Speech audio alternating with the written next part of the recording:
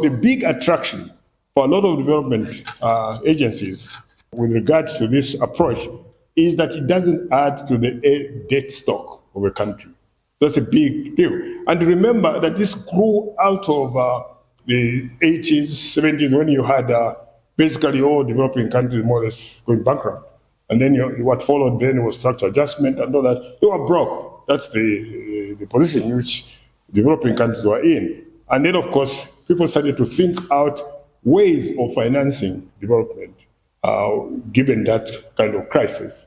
So this is where you start from. Now, that's the difference between this is that if we were to build a road, which is not a BOT, the state would have to find the money to build the road. In the context of a BOT, the state doesn't have to find the money. Why do PPPs work in some jurisdictions, and why do they fail in others?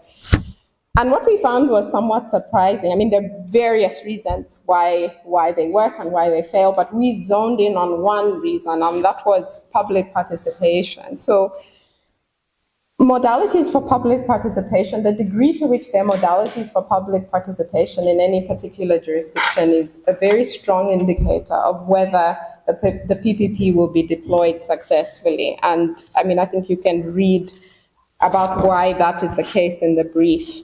And what we found was that while our framework does have a public participation framework, it's something that has not been operationalized in Zambia. And as you can see, I mean, you just have to read the press reports on PPPs in the last few years. They've been quite negative.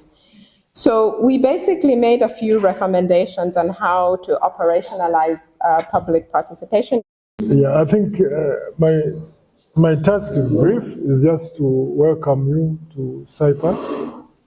I think most of you have heard what SAIPA is as a research institute and the contribution that it's trying to make. It's an interdisciplinary institute on 3 pillars: law and justice, economics and development, politics and social change. We do research on the Zambian economy and Southern Africa.